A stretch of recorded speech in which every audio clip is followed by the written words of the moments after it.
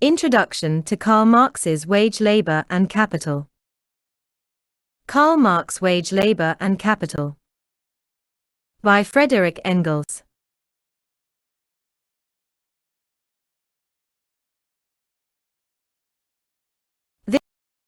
This pamphlet first appeared in the form of a series of leading articles in the New Rheinische Zeitung, beginning on April 4, 1849.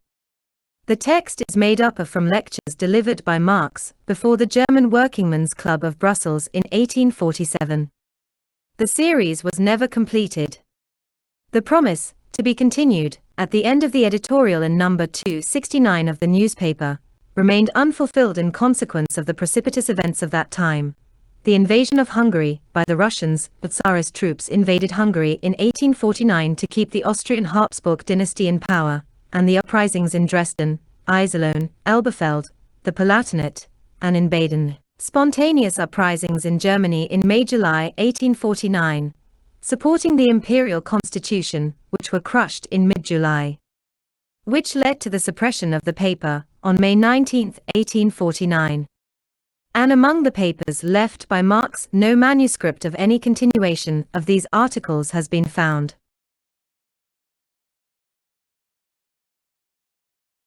Wage, Labor and Capital has appeared as an independent publication in several editions, the last of which was issued by the Swiss Cooperative Printing Association in Hottingen, Zurich, in 1884. Hitherto, the several editions have contained the exact wording of the original articles. But since at least 10,000 copies of the present edition are to be circulated as a propaganda tract, the question necessarily forced itself upon me: would Marx himself, under these circumstances, have approved of an unaltered literal reproduction of the original? Marx, in the 40s, had not yet completed his criticism of political economy. This was not done until toward the end of the 50s. Consequently, such of his writings as were published before the first installment of his critique of political economy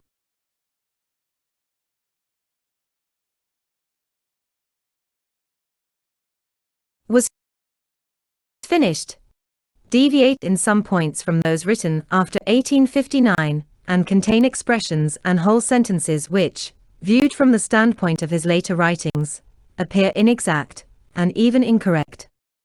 Now, it goes without saying that in ordinary editions, intended for the public in general, this earlier standpoint, as a part of the intellectual development of the author, has its place, that the author as well as the public has an indisputable right to an unaltered reprint of these older writings. In such a case, I would not have dreamed of changing a single word in it. But it is otherwise when the edition is destined almost exclusively for the purpose of propaganda. In such a case, Marx himself would unquestionably have brought the old work, dating from 1849, into harmony with his new point of view, and I feel sure that I am acting in his spirit when I insert in this edition the few changes and additions which are necessary in order to attain this object in all essential point. Therefore, I say to the reader at once, this pamphlet is not as Marx wrote it in 1849, but approximately as Marx would have written it in 1891. Moreover, so many copies of the original text are in circulation, that these will suffice until I can publish it again unaltered in a complete edition of Marx's works, to appear at some future time.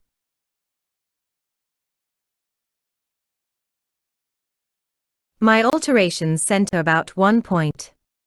According to the original reading, the worker sells his labor for wages, which he receives from the capitalist. According to the present text, he sells his labor power. And for this change, I must render an explanation to the workers, in order that they may understand that we are not quibbling or word juggling, but are dealing here with one of the most important points in the whole range of political economy, to the bourgeois, in order that they may convince themselves how greatly the uneducated workers, who can be easily made to grasp the most difficult economic analyses, excel our supercilious cultured folk, for whom such ticklish problems remain insoluble their whole life long. Classical political economy 1 borrowed from the industrial practice the current notion of the manufacturer, that he buys and pays for the labor of his employees. This conception had been quite serviceable for the business purposes of the manufacturer, his bookkeeping and price calculation. But naively carried over into political economy, it there produced truly wonderful errors and confusions.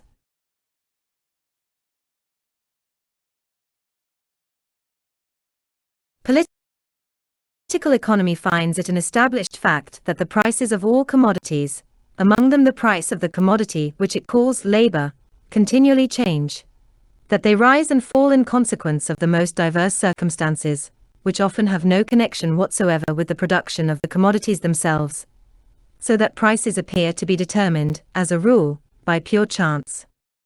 As soon, therefore, as political economy stepped forth as a science, it was one of its first tasks to search for the law that hid itself behind this chance, which apparently determined the prices of commodities, and which in reality controlled this very chance.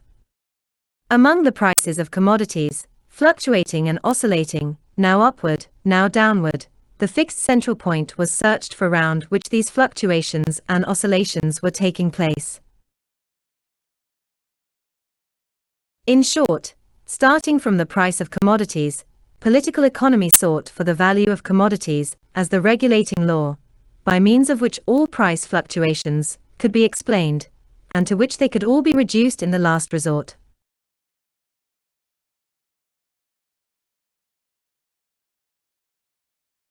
And so, classical political economy found that the value of a commodity was determined by the labor incorporated in it and requisite to its production.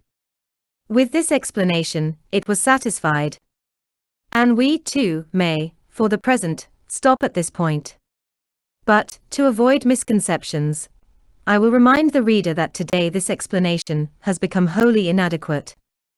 Marx was the first to investigate thoroughly into the value-forming quality of labor, and to discover that not all labor, which is apparently, or even really, necessary to the production of a commodity, imparts under all circumstances to this commodity a magnitude of value corresponding to the quantity of labor used up.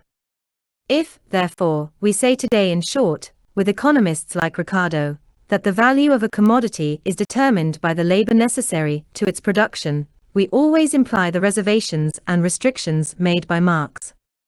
Thus much for our present purpose. Further information can be found in Marx's Critique of Political Economy, which appeared in 1859, and in the first volume of Capital.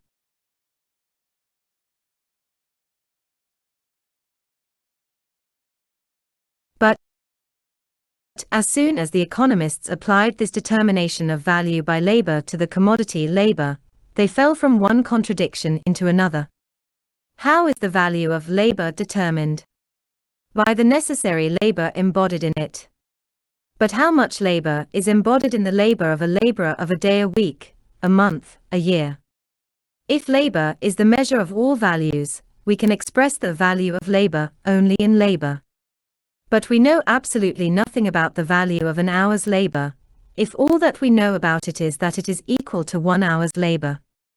So, thereby, we have not advanced one hair's breadth nearer our goal, we are constantly turning about in a circle. Classical economics, therefore, essayed another turn. It said, the value of a commodity is equal to its cost of production. But, what is the cost of production of labor? In order to answer this question, the economists are forced to strain logic just a little. Instead of investigating the cost of production of labor itself, which, unfortunately, cannot be ascertained, they now investigate the cost of production of the laborer.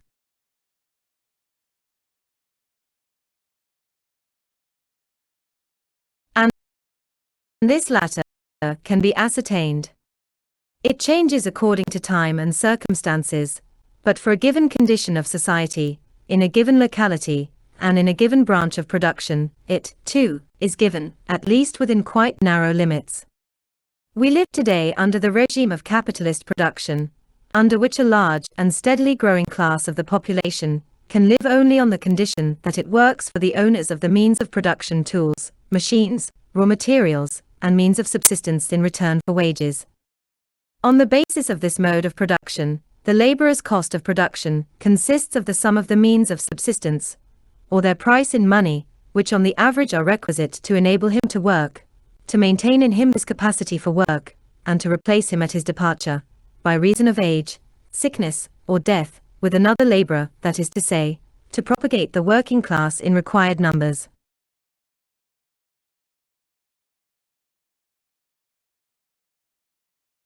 Let us assume that the money price of these means of subsistence averages 3 shillings a day. Our laborer gets, therefore, a daily wage of 3 shillings from his employer. For this, the capitalist lets him work, say, 12 hours a day. Our capitalist, moreover, calculates somewhat in the following fashion. Let us assume that our laborer, a machinist, has to make a part of a machine which he finishes in 1 day. The raw material, iron and brass in the necessary prepared form, costs 20 shillings. The consumption of coal by the steam engine, the wear and tear of this engine itself, of the turning lathe, and of the other tools with which our laborer works, represent, for 1 day and 1 laborer, a value of 1 shilling. The wages for 1 day are, according to our assumption, 3 shillings. This makes a total of 24 shillings for our piece of a machine. But, the capitalist calculates that, on an average, he will receive for it a price of 27 shillings from his customers, or 3 shillings over and above his outlay.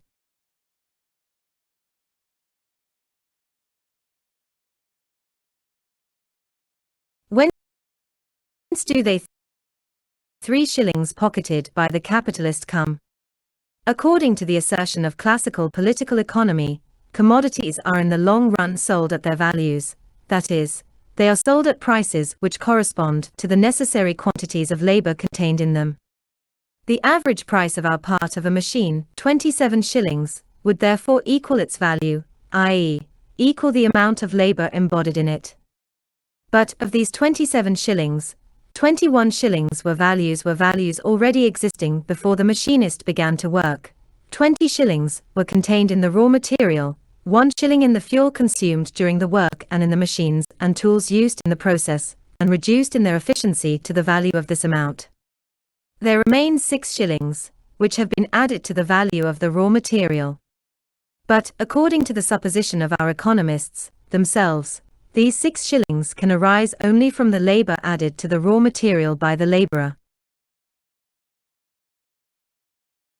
His 12 hours' labor has created, according to this, a new value of 6 shillings. Therefore, the value of his 12 hours' labor would be equivalent to 6 shillings. So we have at last discovered what the value of labor is. Hold on there, cries our machinist. 6 shillings. But I have received only 3 shillings. My capitalist swears high and day that the value of my 12 hours' labor is no more than 3 shillings, and if I were to demand 6, he'd laugh at me. What kind of a story is that? If before this we got with our value of labor into a vicious circle, we now surely have driven straight into an insoluble contradiction. We searched for the value of labor, and we found more than we can use. For the laborer, the value of the 12 hours' labor is 3 shillings. For the capitalist, it is 6 shillings, of which he pays the working man 3 shillings as wages, and pockets the remaining 3 shilling himself. According to this, labor has not 1 but 2 values, and moreover, 2 very different values.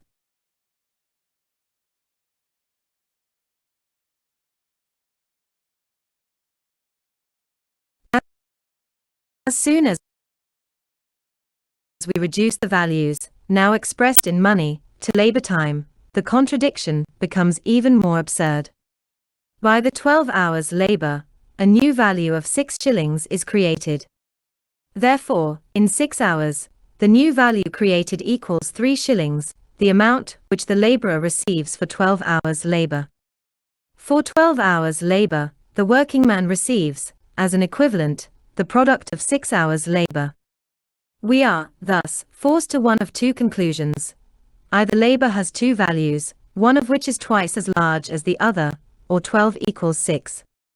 In both cases, we get pure absurdities. Turn and twist as we may, we will not get out of this contradiction as long as we speak of the buying and selling of labor and of the value of labor. And just so it happened to the political economists. The last offshoot of classical political economy, the Ricardian school, was largely wrecked on the insolubility of this contradiction. Classical political economy had run itself into a blind alley. The man who discovered the way out of this blind alley was Karl Marx. What the economists had considered as the cost of production of labor was really the cost of production, not of labor, but of the living laborer himself. And what this laborer sold to the capitalist was not his labor.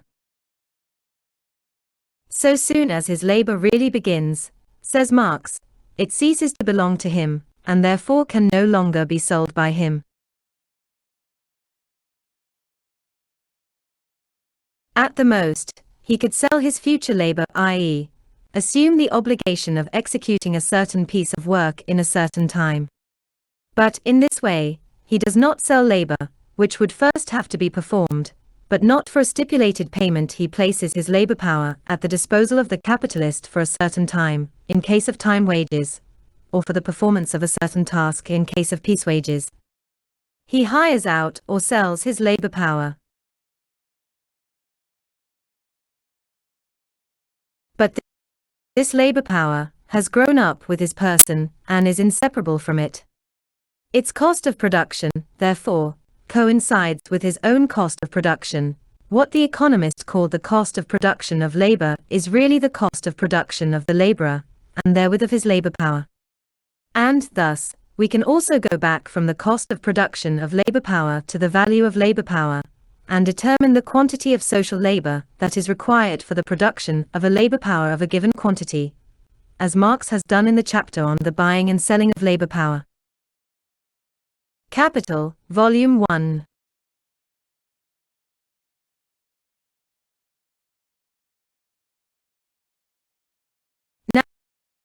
Now what takes place after the worker has sold his labor power, i.e., after he has placed his labor power at the disposal of the capitalist for stipulated wages, whether time wages or piece wages. The capitalist takes the laborer into his workshop or factory, where all the articles required for the work can be found: raw materials, auxiliary materials, coal, dyestuffs, etc., tools and machines. Here, the worker begins to work.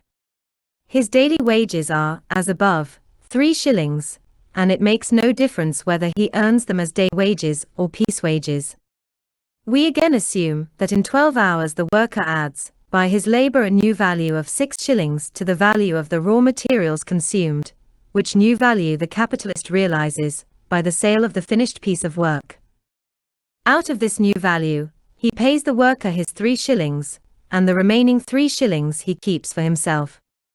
If, now, the laborer creates in 12 hours a value of 6 shillings, in 6 hours he creates a value of 3 shillings. Consequently, after working 6 hours for the capitalist, the laborer has returned to him the equivalent of the 3 shillings received as wages. After 6 hours' work, both are quits, neither one owing a penny to the other.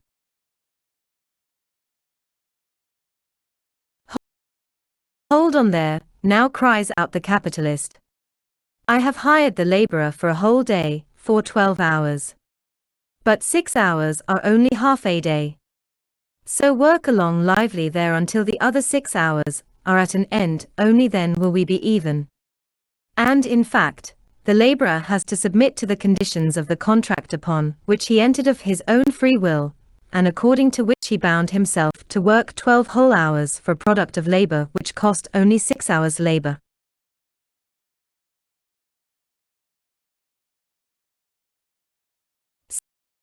Similarly with piece wages. Let us suppose that in 12 hours our worker makes 12 commodities. Each of these costs a shilling in raw materials and wear and tear, and is sold for 2.5 shillings. On our former assumption, the capitalist gives the labourer 0.25 of a shilling for each piece, which makes a total of 3 shillings for 12 pieces.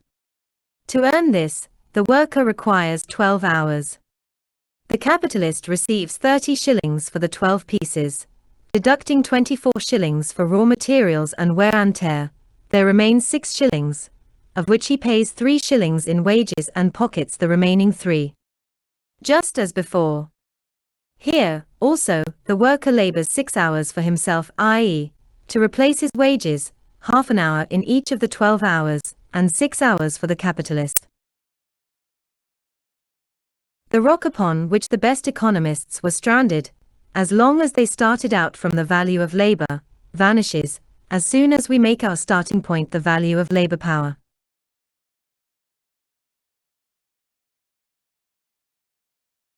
Labour power is, in our present-day capitalist society, a commodity like every other commodity, but yet a very peculiar commodity. It has, namely, the peculiarity of being a value-creating force, the source of value, and, moreover, when properly treated, the source of more value than it possesses itself.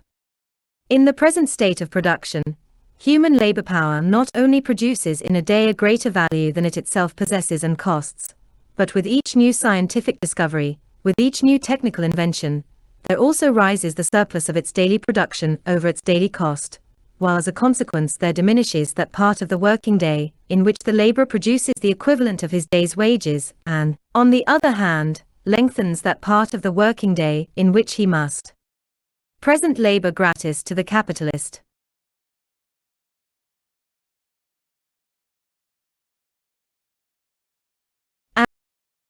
And this is the economic constitution of our entire modern society. The working class alone produces all values. For value is only another expression for labor, that expression, namely, by which is designated, in our capitalist society of today, the amount of socially necessary labor embodied in a particular commodity. But these values produced by the workers do not belong to the workers. They belong to the owners of the raw materials, machines, tools, and money, which enable them to buy the labor power of the working class. Hence, the working class gets back only a part of the entire mass of products produced by it. And, as we have just seen, the other portion, which the capitalist class retains, and which it has to share, at most, only with the landlord class, is increasing with every new discovery and invention, while the share which falls to the working class, per capita, rises but little and very slowly, or not at all, and under certain conditions it may even fall. But these discoveries and inventions, which supplant one another with ever-increasing speed, this productiveness of human labor, which increases from day to day to unheard-of proportions, at last gives rise to a conflict, in which present capitalistic economy must go to ruin. On the one hand, immeasurable wealth and a superfluidity of products, with which the buyers cannot cope. On the other hand, the great mass of society proletarianized, transformed into wage laborers, and thereby disabled from appropriating to themselves that superfluidity of products. The splitting up of society into a small class, immoderately rich, and a large class of wage laborers devoid of all property, brings it about that this society smothers in its own superfluidity, while the great majority of its members are scarcely, or not at all, protected from extreme want.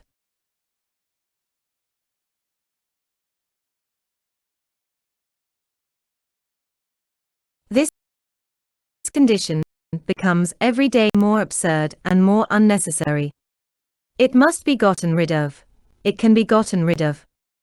A new social order is possible, in which the class differences of today will have disappeared, and in which perhaps after a short transition period, which, though somewhat deficient in other respects, will in any case be very useful morally, there will be the means of life, of the enjoyment of life, and of the development and activity of all bodily and mental faculties, through the systematic use and further development of the enormous productive powers of society, which exists with us even now, with equal obligation upon all to work. And that the workers are growing ever more determined to achieve this new social order will be proven on both sides of the ocean on this dawning May Day, and on Sunday, May 3rd. Engels is referring to the May Day celebrations of 1891. Frederick Engels, London, April 30, 1891. Footnotes.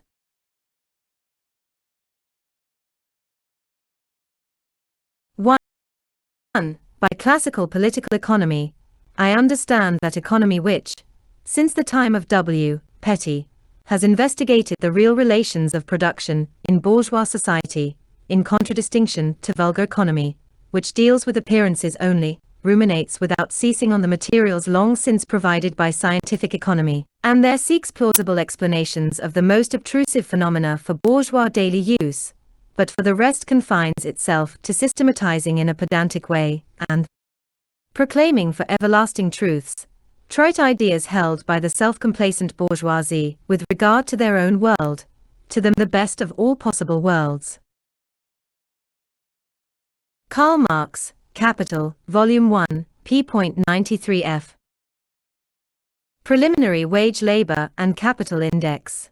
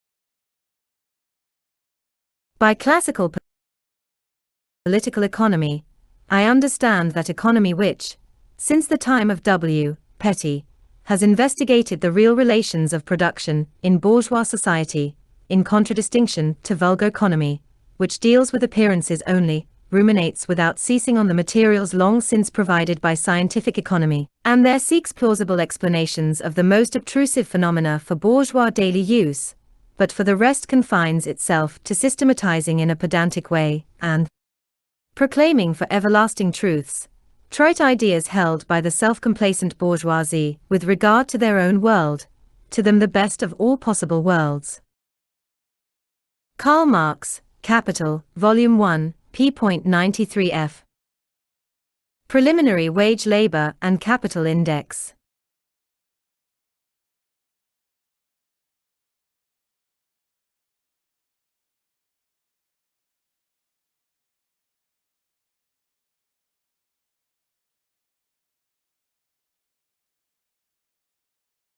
Wage labor and